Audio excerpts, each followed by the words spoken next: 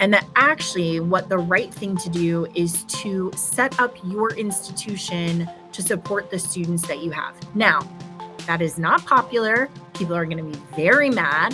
Faculty are going to be very mad. There's a lot of reasons why schools don't do that. But if you just strip out all the history and all the reasons why schools are built the way they are and say, you guys, let's talk about the students we have. What do they in particular need? Which, Matt, you and I saw so much of this during COVID where people are like, they need to be able to rent bikes. We've got to have a bigger food pantry. We have to be able to, like all of the things where they were like, wait a second, Ivy League schools don't do that. Right. We have a different population. We are going to figure out what our students need in order to be successful.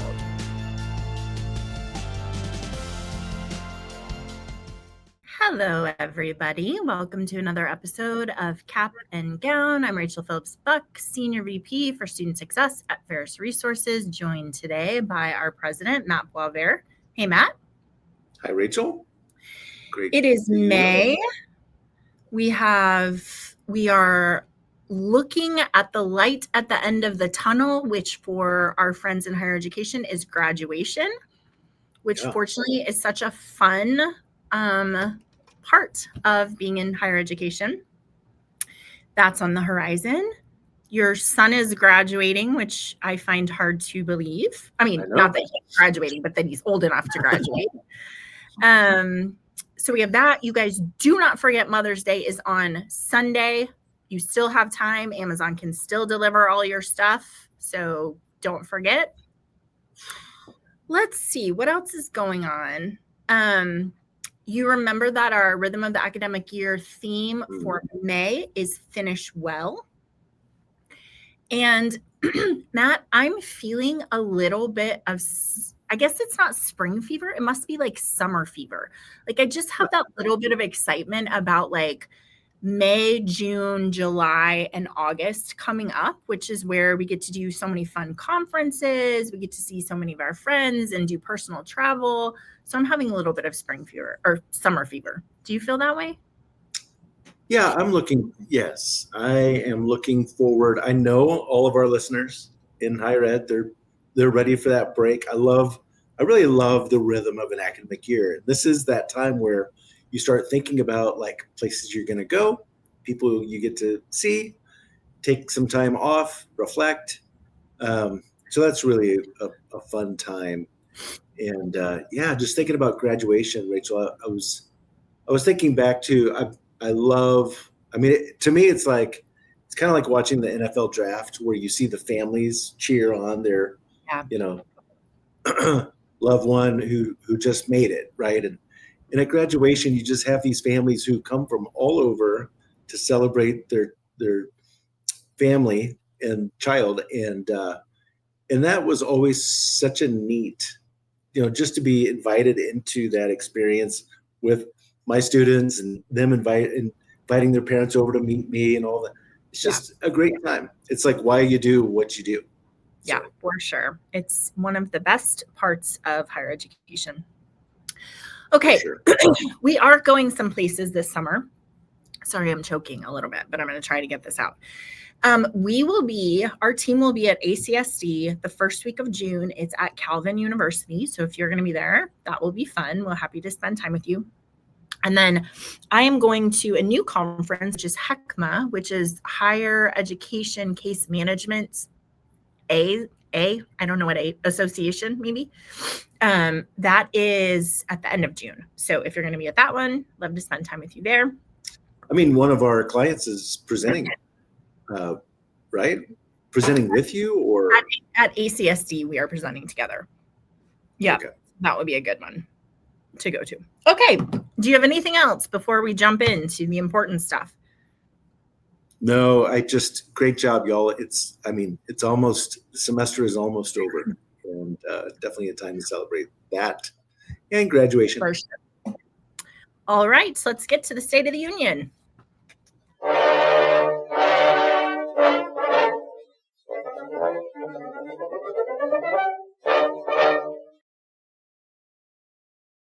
Okay, State of the Union.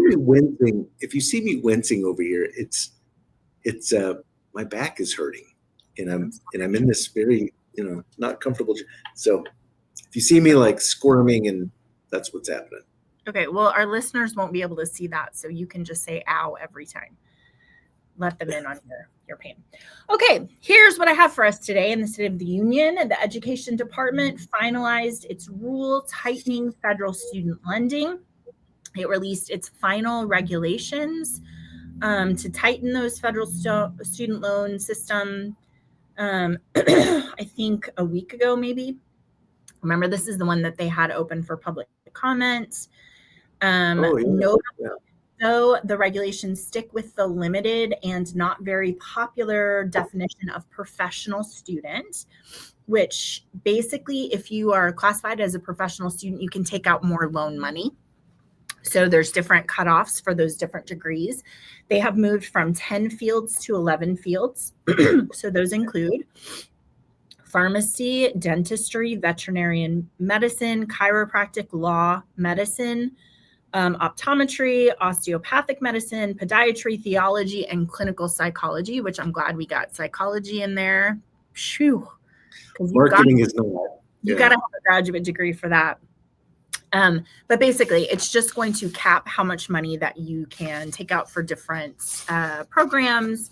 You have people who like this policy who are like, hey, this is just economics. When you decrease lending, schools are going to have to change their tuition prices because there's going to be some downward pressure there. If people don't have access to money, schools are going to have to figure out what to do. And then other people are saying, well, we don't like this because we're afraid what it's going to mean is our students are going to move to private markets, which have higher interest rates and are more strict about payback and that sort of thing. So that is. Other people kind of took, some offense on the term professional, as though these are the only professional degrees or roles. I actually was overheard two teachers talk about like K-12 teachers. They were talking about this, and one of them was like, what's funny is all of that was happening. Then I was told that I needed to go get my professional development hours. I said, well, since I'm not considered a professional, so they were really kind of having a moment. But I think it's starting to make sense as far as the kinds of roles that are being classified in this. It'll be interesting to see what they expanded, right? Like, what are some other that they start adding or probably adding to? Yeah, for sure. Also, the Politico has a really interesting article about the Treasury's first bite at our $1.7 trillion student loan headache, which, remember, we've been saying part of the kind of dismantling of the Department of Education is that they're taking all of these different things and sort of parsing them out to areas that are already managing them. So they are going to give the job of handling millions of overdue student loans to the Treasury Department. They're like, they know how to collect bills, so it's going to be great. Unfortunately, it's interesting with student loans, right? Because they do something called account rehabilitation, which is where they set up these plans where you can pay and it doesn't ding your credit as much. So it doesn't ruin your credit. You're like in this, like, hey, we want to rehabilitate you. We assume you're younger when you took out these loans. We're going to work with you so that you can recover. The Treasury Department does not do that as well, right? So they're like, pay up, or we're going to turn it over to collections. And they're like, hey, you might have to like settle down a little bit in that. There's 10 million borrowers who are already in default. And so trying to figure out how the Treasury Department is going to approach those, like what is the training going to be? It's going to be really interesting to see. Matt, I told you in this article, the Education and the Treasury Departments launched what was supposed to have been a 2-year pilot study in 2015, okay? The Treasury was in charge of rehabilitating accounts for a pool of about 5,700 people. They're like, here, we're going to pilot. We'll see how you do with it. They completed rehabilitation for 8 people out of the 5,700. And Did then, you say 2015? Yeah. And then the pilot just sort of disappeared. Like no one ever talked about it again. Like people are like, was that a fever dream that they only had 8 accounts resolved? Never mind. We're not doing that again. I want to know how much they spent to run this pilot to get I 8. know. I know. I mean, I know. It's crazy town. Anyway, okay. In other news, FAFSA has just quietly rolled out an automated identity verification feature on Sunday. It's going to screen every applicant in real time to make sure that we're blocking fraudulent aid claims and ghost students. This is really interesting, Matt. So ghost students, it's calculated, are costing federal taxpayers $1 billion a year. In fact, the California Community College System reported that roughly 31% of their applications during the 2024-2025 academic year were fraudulent, with nearly $10 million in federal aid and $3 million in state and local aid going to ghost students. So it's a really big problem that we have to figure out what to do. Basically, if you are considered high risk for some reasons, so if you're considered low or moderate risk, everything's the same. Nothing's going to change for you. If you're considered high risk, basically they're like, hey, in the middle of filling out this FAFSA, we need you to send us a picture of your passport or your ID or your driver's license so that we can verify. If you pass, then great, keep going. If you don't pass, then they'll stop your application. You have to go talk to your financial aid counselor to get that resolved. So understand, I mean, that's a lot of money. It will be interesting to see if we have any more hiccups like we have with FAFSA. I almost feel like they were like, it's going so well. Let's just do one more thing and see if we can break everything. So hopefully that is not the case, and it continues to go well for our students. Yeah. This is when my Ron Swanson starts getting triggered. Yeah, you know? Yeah, for sure. Related though, as we're thinking about the cost of school, there's a really interesting article inside Higher Ed about the confusing college pricing sowing mistrust in higher education. So Matt, you and I have talked about this before. It's like you've got discount levels and you've got people publishing prices on their website that no one's actually ever going to pay, because when it comes down to it, we're going to give you grants, we're going to give you scholarships. And basically what this article says is when it's super confusing, when the billing practices are not transparent, people's perception is mistrust in the institution of higher education. And also they're like, hey, if colleges have very confusing financial aid processes, 67% of respondents in this survey said it's clear that the college cares more about making money than educating students, which I think is really interesting, right? They're like, we don't hear you making a promise to us about the value of this. We see that you are trying to obfuscate how much actually it's going to cost, and we don't trust you as much, which I think is a really interesting conversation. We've talked about transparency Sure. of price, but I don't think that we've done it in that way that says you harm your trustworthy reputation when you're shady. Well, there's just a lot to unpack in that. But if you just think about, I think the thing where it feels shady is when a student thinks that they got an award that's going so that they're over their 4 years, that scholarship is going to cover that full, that amount. But a lot of times the scholarship doesn't increase along, as tuition does. So you have this like growing. In fact, we had an intern. I don't know if you remember. We had an intern who was like, he was really frustrated about it because he thought he had a full ride, but then every year it became had to add. So there was this growing gap every year. That's when you start to like, why is that? There's no other service that I can think of in America that we buy into, and 4 years later you might be paying a totally different price or receive a totally different discount, or right, like it is very complicated, especially for an 18-year-old. It seems like what we should be doing is signing 4-year contracts, right? Because that's what we do in business. We say like, okay, I'm going to go to your school for 4 years and I want to know, just like you would do with a car, here's how much it's going to cost. Here's how much you're going to pay every month. And when it's done, right? But having a contract which says this is our agreed to price for the 4 years. And if you start as a freshman next year, it's going to be different, but we're entering into in the same way that you would do under your catalog, right? Like, here's your catalog, here's what we agree on. And part of that contract is here's how much it's going to cost you every year for 4 years. And To if me, you're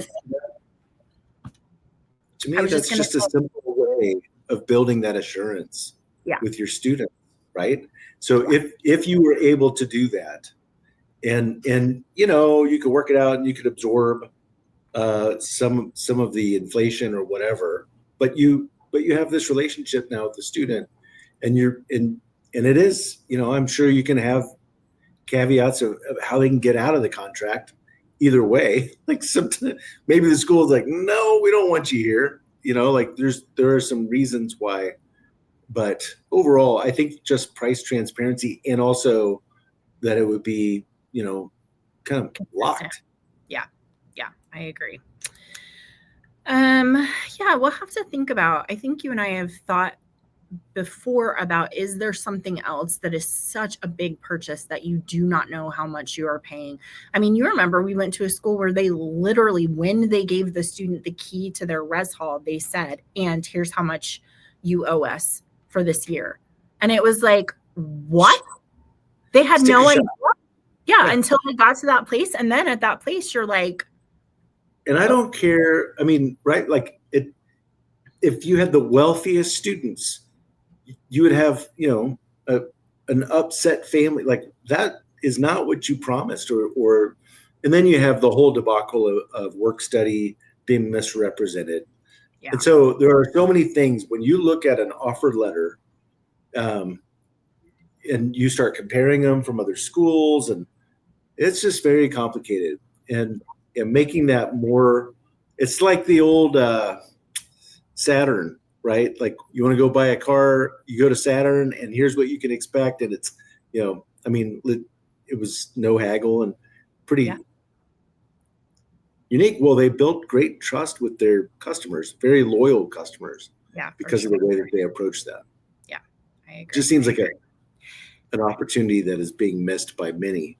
Well, or let me put on my jaded hat, which I rarely do, but maybe it's not transparent on purpose, because if we make it transparent, then everybody is playing by the same rules. And we all know that that is not true when it comes to paying for college. So yeah, that's true.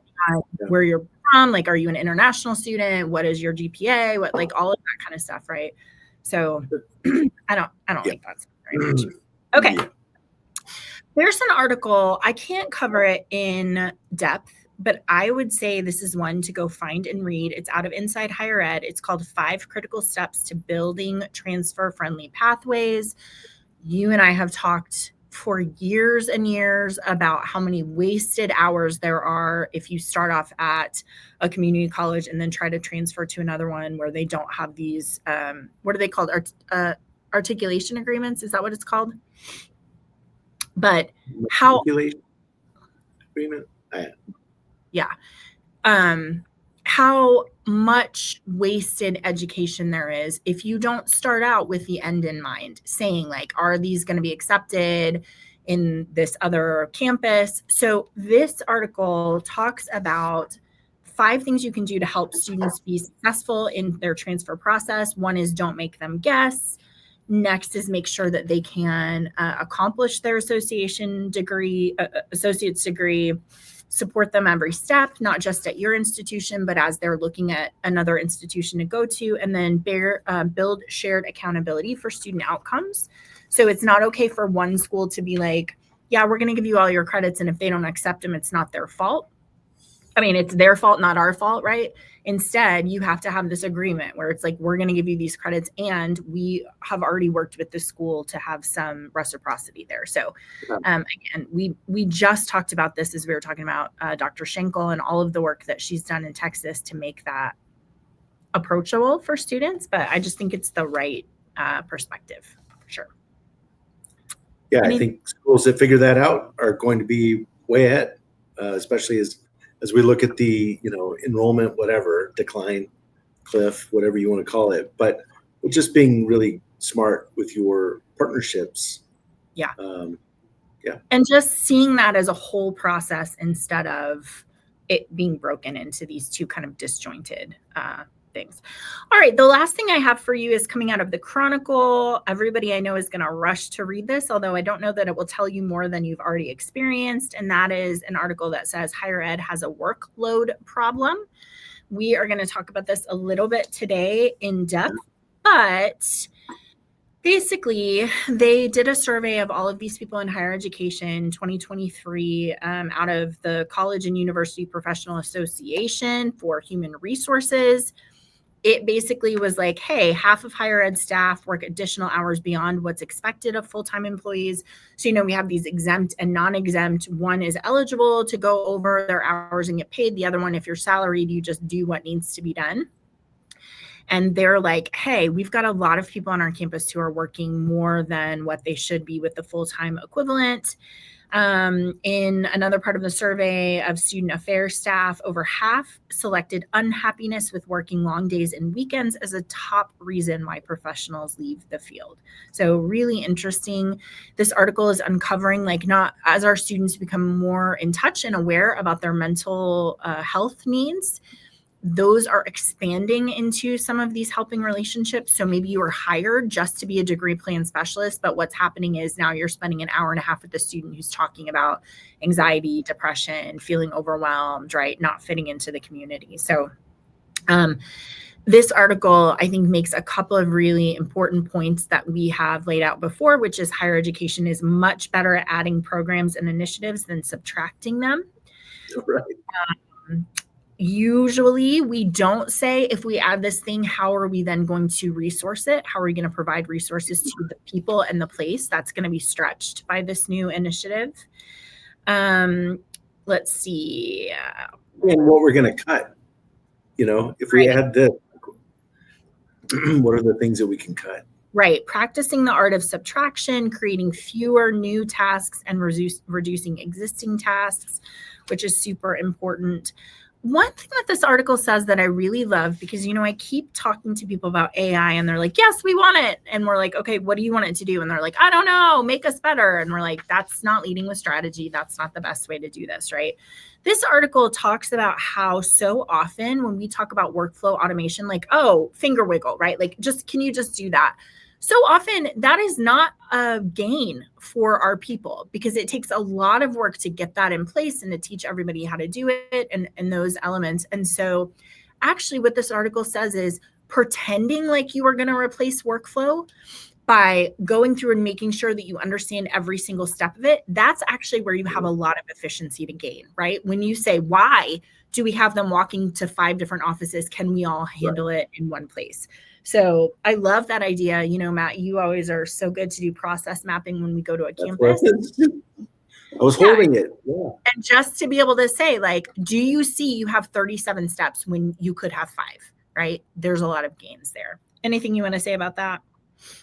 No, I mean, if you haven't taken the time to do the process mapping through the lens of your students, their experience, all the steps, what they go through, how disjointed it is on your campus. It ties into what you were saying with Rozeboom about being very smart about that student experience, and we're different.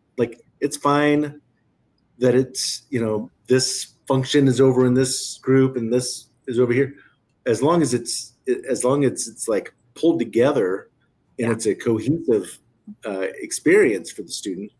But if you think AI is going to, or technology in general is going to just make everything better without taking the time to process map and understand really what those problems are that you need to solve. And you said it earlier today, I think in a different context, but the bottlenecks, what are the bottlenecks?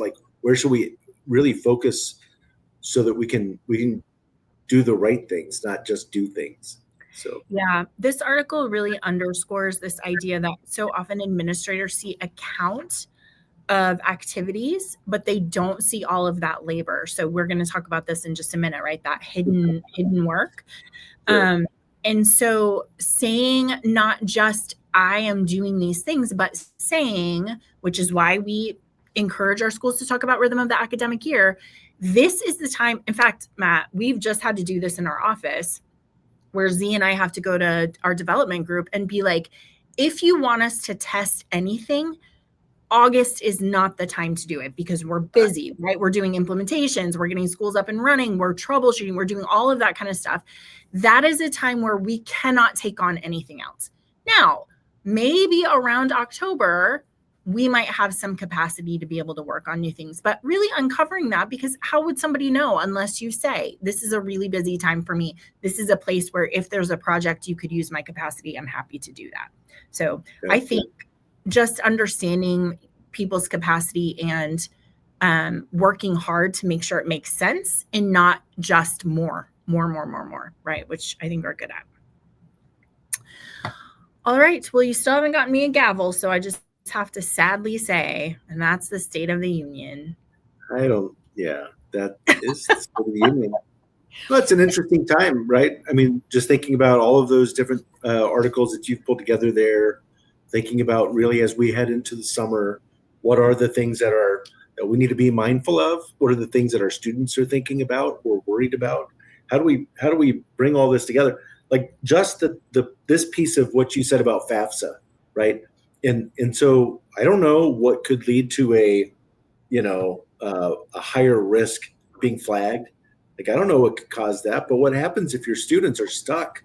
If you haven't heard of that, you don't have a plan for that, then you're behind. So I appreciate all of these different stories that you've pulled together, because you really ought to be going into the summer thinking about each one of them, but especially the one you ended on. Like, workload is an issue.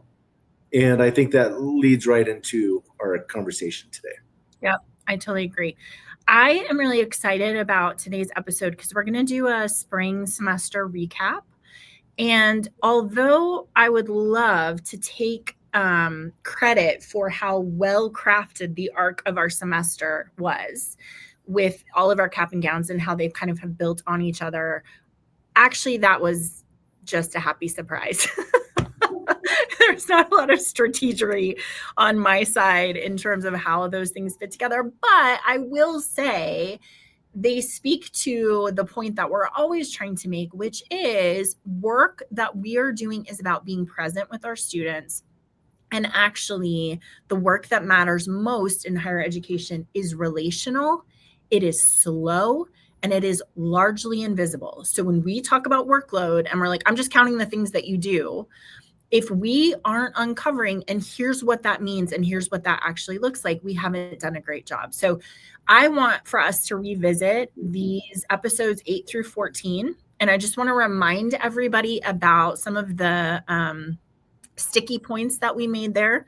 And I think at the end of this episode, we're going to have set you up really well for some summer projects, which I know everybody is thinking through. So our first episode, episode 8 in the spring semester, was with Dr. Woosley, which, is always such a treat. She set the stage for this topic of unseen work, which is everything that we've just been talking about. It is this idea that you have to actually name what it costs people to do relational work, because otherwise you can fall into the trap where it's just a finger wiggle and we don't know what that is. They just do this thing. But instead, if you say, you have to understand that when I look like I'm not doing anything, actually what I'm doing is I'm setting me and my team and my students up for success, because there's this place where we've got to think through what's going to happen next. So she phrased that as physical, cognitive, and emotional effort required to do your job that other people can't see. And Matt, I really love the point that it makes you resentful both ways. So if you have a colleague who you're asking to do something that feels very simple and it takes them a long time, or it's not, when they give it back to you, it's not exactly what you asked for, you can feel really resentful. Like, I just asked you to do this simple thing, right? And maybe you don't understand everything that goes into that. And then vice versa. If somebody's like, hey, real quick, can you just, and you're like, that's a 7-hour project, right? Yeah. Then you feel resentful.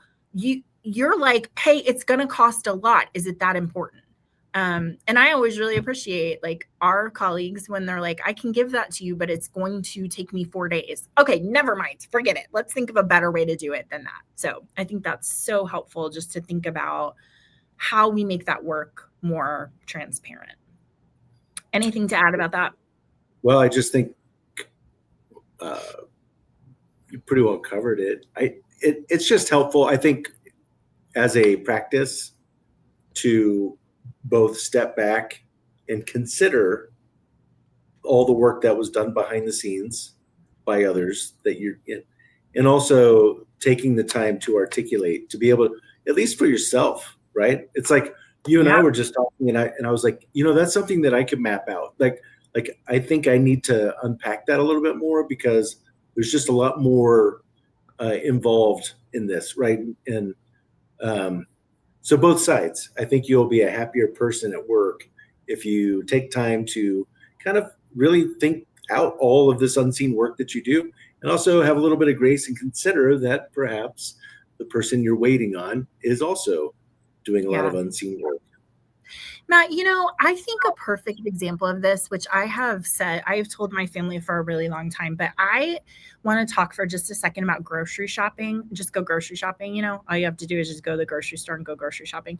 But I think when we start to unpack that, which is plan the meals, put it in order of like, first we do vegetables and then we do fruit and then we do bread, like put your list in order so you're not having to backtrack. Go to the store. Then, Matt, if you think about how many times you have to touch that apple, it's from the cart, from the bin to the bag, to the cart, off the cart, onto the conveyor belt, off the conveyor belt, into the cart, into the car, into the house, into the fruit basket. All of that is going grocery shopping. And if you haven't done it, how would you know that those are all of the things that lead up to that, right? So someone's like, hey, can you just really quick go grocery shopping for the family? And it's like, no, there's a lot actually that goes into that. So Sherry challenged us on that, to pick one or two things and literally write down every step. And I said, I think managing referrals would be a great one. Okay, you get a referral. What's everything that you do? And then every time you meet with faculty, you tell them, here's the 25 things that I do every time I get a referral from you, so you can make that more transparent. Do you have something to say about grocery shopping? No, I mean, that's yes, of course. But all I was thinking about is my early years, like the first time that I really went shopping for everybody. And I mean, it's like, I don't even know what aisle to go on yet. Right. Right. Like, so it's much more refined now when I think about the amount of time that I would spend going to the HEB compared to today. I've got it down, but yeah, for sure. Okay. So we want to make our hidden work. We want to uncover that for everybody. The next episode, Matt, you and I did together, and it was really about naming our theme for the year. So remember 2026. Our book is behind you, David Brooks, How to Know a Person. But our choice of theme was presence. And the reason we picked it is because as AI is so in the mix and everybody's talking about it, we want to underscore the fact that presence, being present with students, is really, really important. And to challenge our listeners, but also leadership and institutions, that the gains you get from being more effective and efficient with technology, if all you do is gobble those up, then with more and more tasks, instead of saying, wow, I maybe have gotten back 2 hours a week because of some technology or AI that I'm using. How do I want to use those 2 hours, instead of then just being like, oh yeah, we'll just give you more students and you can see more students, right? So this idea of making good choices about what that efficiency buys you and how you spend it on your campus is so important. Because you were saying, you're right. There's a lot of vendors who will say, oh, it's fine. You can fire half your staff. You'll get more efficient. It'll be great. And what I would say is you misunderstand the work. You have defined the work as getting them a schedule or having a 15-minute meeting with them, when actually the work is being present with them, listening to what they have to say, and helping them on this journey. I mean, right there, Rachel, that's where I'm like, ties back in then with this unseen work idea. If because I literally I was at a conference, walked by a competitor's booth. He was talking to a VP, and in their exchange, the VP was being told that he could have half as many advisors by using. And I was like, whoa! I don't want you to have half as many advisors. That right there is a undervaluing of the work That's right. that goes on face to face. And so exactly what you're saying, but what a huge opportunity. You could look at it through the lens of, this is a huge opportunity that I can actually like give my people who was very intentional to hire great people who love students and were very relational, give them more time to be able to engage their students. So yeah. And it's, again, counting actions or counting students and not understanding what it takes. I mean, I struggle with this because in counseling, it's like, oh, then you go to counseling and then the counselor says something smart and then your life's fixed. And it's like, actually, you don't understand how that works at all. It's actually just two people sitting in a room together having a conversation about important things. If you think it is just they say a thing to you and solve your life, then why wouldn't AI be able to do that, right? So it's a pretty interesting idea that we've got to recapture what we gain by letting technology do transactional things, and then we use that time to be present. Maybe we can come back and have another episode next year on this. But Rachel, I'm just thinking about services, and what services as people have we participated in that kind of fused in technology with other people and made the service better, right? Oh, better, because I have a bunch of examples where it made it terrible. That's right. We have a bunch of examples where it made it terrible, but at the heart of higher education is it is a service.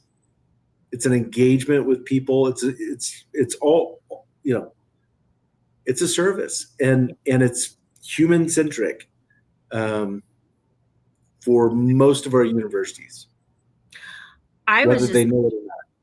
I was just thinking about the conference that you and Callie and I went to, where we had to check ourselves into the hotel on our phone before we got there. And it was like pages of stuff that I had to fill out. And then when I got there, they were like, oh, yeah, let me just scan that really quickly. And I was like, I know that's easier for you, but it is not easier for me, where I have to fill this stuff out for an hour and a half before we even get there. Yeah, it was pretty bad. That was pretty bad. Okay. All right. Our next episode, which was episode 10, which I was by myself, so it wasn't our best episode. But this is where we started in on our book. And he found it really important in the very beginning to talk about diminishers, 8 diminishers that make it hard for you to actually be present with people, to see people, to know about them. The 3 I think that we hit really hard in that episode was, first of all, sizing people up, which is reading a first generation indicator or a high school GPA and thinking you know the student's story. Right. That is a barrier to you being present with the person in front of you, because you're like, yeah, whatever, I know about you, right? And tying it into the other technology is going to do a terrible job. It's sizing, right? Like just rapid assumptions. Yeah, for sure. The next one is objectivism, which is leaning so hard on your data trends that you stop asking the individual what's actually happening.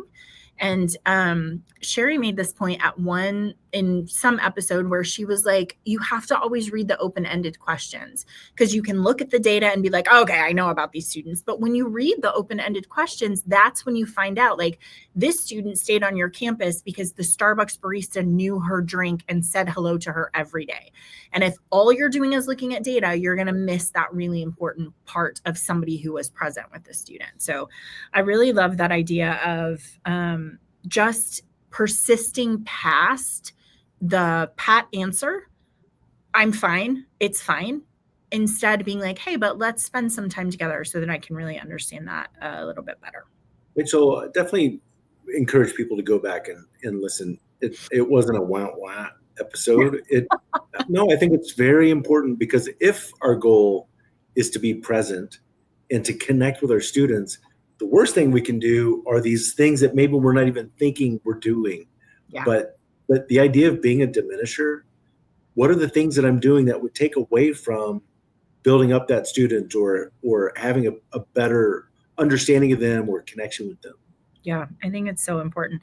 I was thinking one of the stories that I told in that episode was about one of our deans of students who a student came and met with him for 20 minutes, 30 minutes, and was like, hey, I remember when I was a freshman, you said if you need something, come see you. And they had this conversation. How's it going? Blah, blah, blah. And towards the end, our very wise student development person said to him, hey, tell me right now, what is weighing heavily on you? And the student was like, my dad died yesterday. And the student development person was like, okay, let's talk about it. Like, let's have this conversation of all of those things that are going on. But it came from his wisdom to say to the student, what's going on? You came in and said you're fine, but I need to know like what's heavy for you. And just because they went past the it's fine, they were able to then walk with the student in that piece. So I think so powerful. Yeah, super powerful. Okay, episode 11, back with our friend Dr. Sherry Woosley. And in this one, it's fun because we got to talk about the 5 things that an illuminator does. If you want to know somebody deeply, here's what you do. First of all, you show tenderness. So you have deep emotional concern for another person, which I love this line. It is hard to convey tenderness when you're harried, right? When you've got 52 things on your plate and somebody's like, hi, and you're like, hi, get out of my way. You cannot convey tender kindness towards them because you're preoccupied. Your brain is doing something else. Receptivity, overcoming your own insecurity long enough to let someone else's experiences in.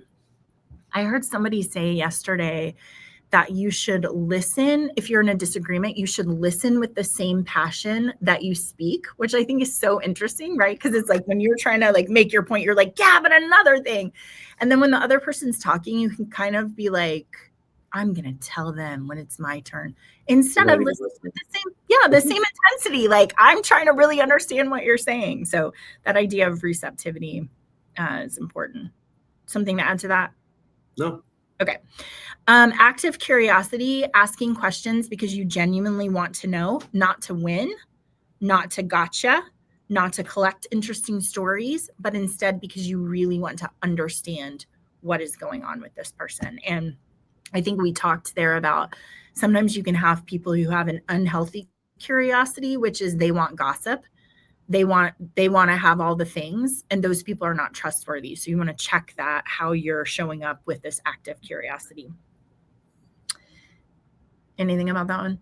I just think that's a hard one if you're not able to step back from all of the problems, all the things that are weighing heavily on you, right? Yeah. So, I mean, I just experienced this on Sunday with my mother-in-law, where I was like, I've got a lot of things going on, and there's a lot of things that are in my head and things that I'm worried about and thinking about.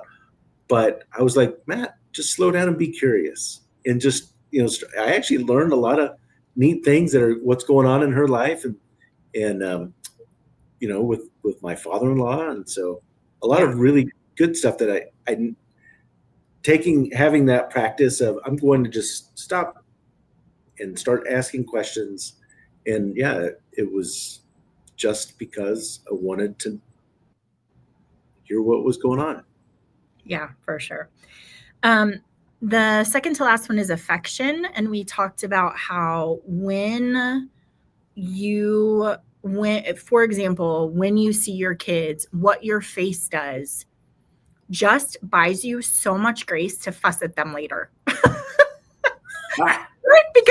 Because they see, I'm delighted by you. You are the most important thing to me. Every time you're around, I'm delighted. Also, put your dishes in the dishwasher, right? But it's a totally different approach than I am annoyed by you. I feel frustrated with you. You walked in the house and I'm going to start on the dishes. Instead, starting with affection. And I think that's tenderness too. Yeah. So much easier to get people on the same path. So I love that one. And then the last one is generosity, which is a charitable reading, which is, I assume you did this for a good reason. You said that for a good reason. You're feeling that way for a good reason, instead of assuming everyone's stupid and what's wrong with them, which sometimes is how I am when I'm driving, but I'm working on generosity. Matt, I'll say to you sometimes, like someone's speeding by and we're like, what's wrong? And I'm like, you know what? Maybe somebody's in the hospital. Maybe they've got to get to the hospital, or they have a little kid who they're like trying to get home, because it's like reasons. There are reasons that we they're late to work, and if they don't get there on time, they're going to lose their job, and that cascading. It's actually, I recommend this, making up these stories, because it just does make you more tender toward people who are driving poorly, or people who, whatever happens in our elevators where you're like, what? Right. But if you just instead assume like, oh, there's a thing that if they don't do this, it could be catastrophic for them. Right. Yeah. And I also would say part of that is, it's not about you. This person didn't wake up and pass you on the right and drive 20 miles over the speed limit because they wanted to make you mad. They are not thinking about you at all. They have a whole other thing that's going on with them. And understanding that and just being able to be like, hey, I don't know what's going on with you, but I assume that you're in doing what you need to do. So yeah, I think that generosity is super important. All right, Matt. And then you were back with me for episode 12, which was so good, talking about how we can accompany our friends and family, but also as that relates to our students. So this accompaniment, remember, is you're floating in the river with them. You are not making any effort to guide them, to move them, you're just with them, and you're seeing the same things and you're watching what's happening, but you're not bossing people around. You're just accompanying them. And he talks about the energy you give off before you say a word. Are you a safe person? Are you a calm person? Can they trust you? Are you patient, or are you trying to rush them along? Do you have playfulness with them, or are you, strict and mean and like demanding? Are you focused on other people? And then do you just show up for people, which is what presence is about. It's not necessarily saying or doing the right thing. It's just being present with somebody.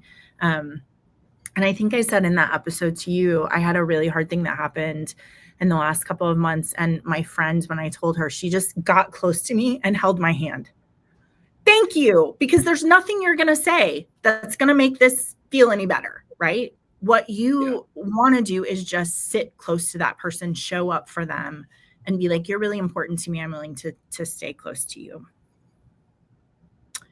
Anything about that? Well, I think,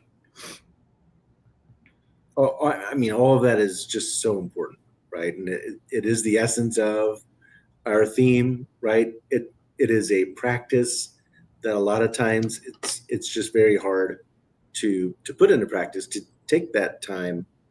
But actually, it's all of these things. For me, it's like all of the things that we've talked about so far, stacking on top of each other, right? And so then it's when you work kind of through this practice of understanding all the unseen work that's going on, when you think about the how to see people, how to make sure that you're not diminishing them, but you're helping illuminate them, and all that takes you hopefully to a place where your heart wants to just, you're okay just being present with someone, right? That you don't have an agenda other than I just want to be close. Yeah.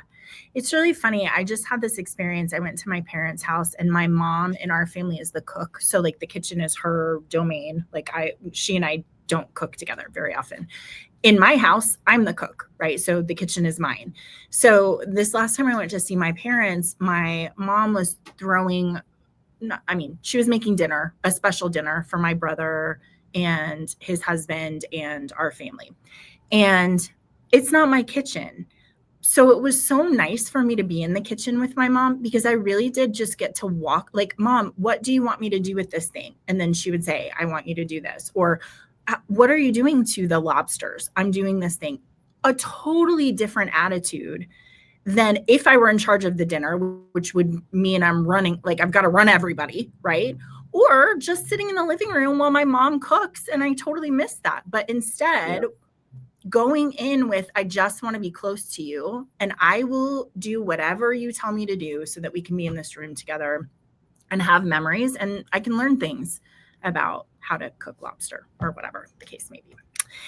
Okay, we're on the home stretch. So episode 13, this one was really fun because remember, we switched over to our colleague Tori, and she told us about her experience in college, which was not a great experience.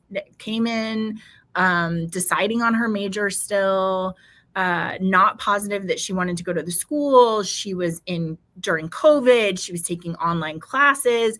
She was telling us, like, there's all of these places where I thought about bailing out and I didn't. She went on to work in student success, which, we love those people in student success because they do such a good job. But what I think is interesting about her story is she said, I was desperate for someone to interrupt what I was doing and choose to know me anyway. Because remember, Matt, she would not, leading or lagging indicators, no one would have known. She was doing well academically. She wasn't acting out or doing crazy things. It was like she wanted somebody to interrupt this pathway that she was barely clinging on to and say, I want to know more about you and how can I be helpful to you, which I think is such a good reminder about how hungry students are, no matter who they are. We talk a lot about at-risk students, but even great students are very hungry to be known and be seen by their faculty. Sure. I mean, thinking about you, the quiet students, those who, don't want to be in the way or a burden or feel like they're taking up space or time, right? And so again, I would say, like, I was surprised at Tori's story, right? Because she's such a high achiever. She's excellent at what she does, and so hearing about that and thinking about, like, her being in that place and a lot of the kind of things that she was holding on to or struggling with alone in that, I think we have a huge opportunity. It goes back to what you were saying about the sizing up wrong. It's like, and so thinking about, and the other thing that you said, what a gift to say, hey, what's weighing on you right now? Yeah. And that opportunity for him to be able to tell the truth about it. Right. Yeah.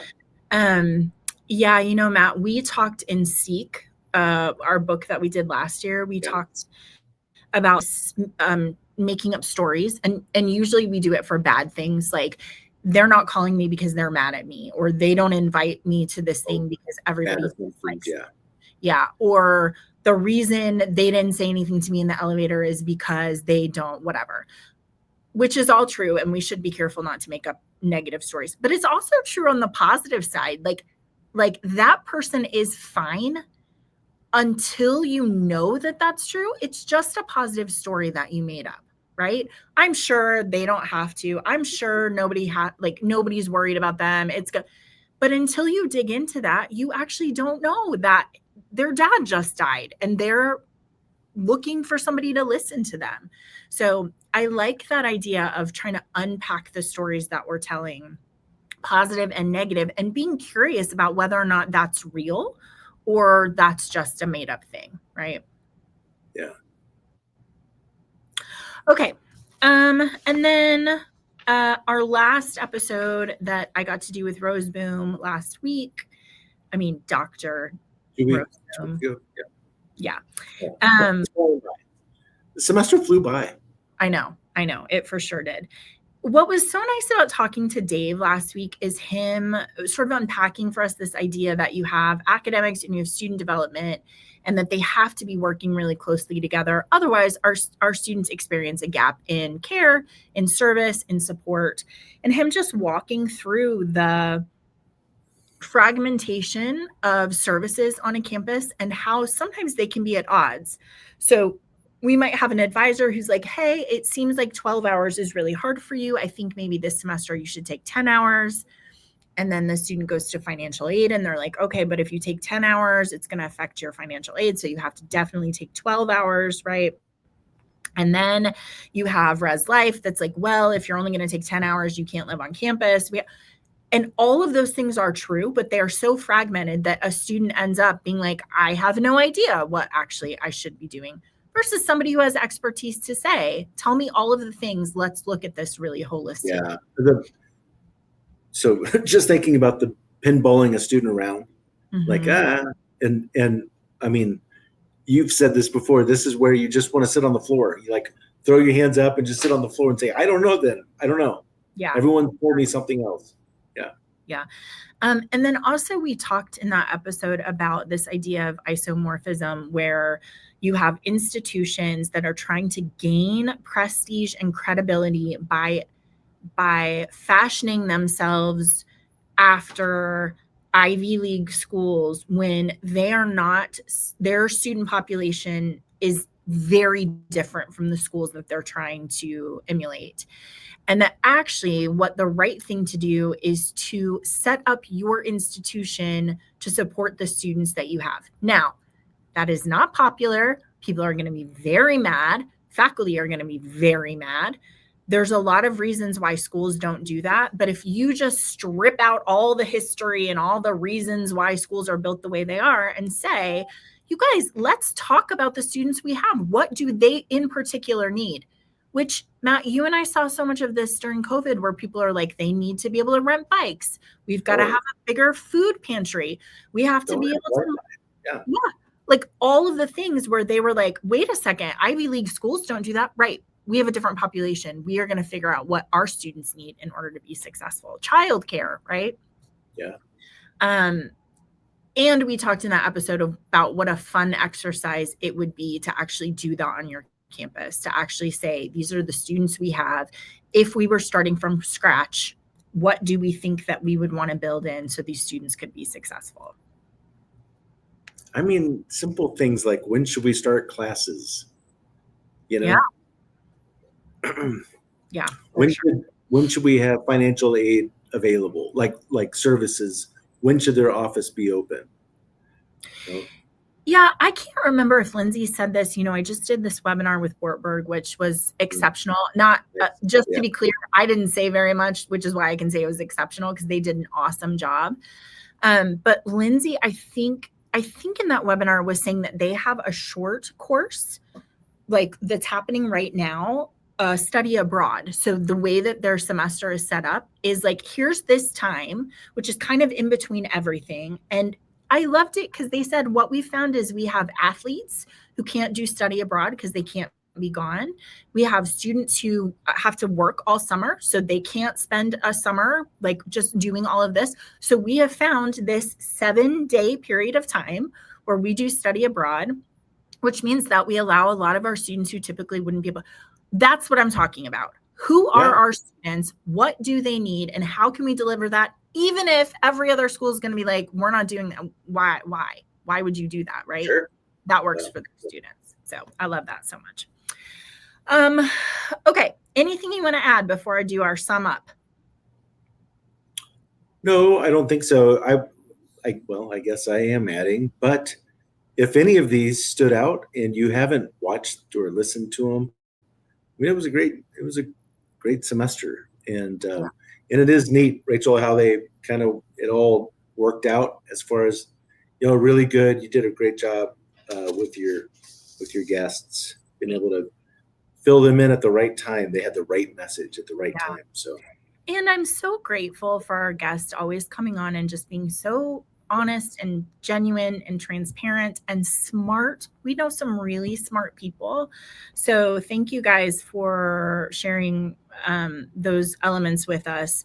I think what I'm really excited about is, our book spans into the fall. So we're going to keep going with that piece.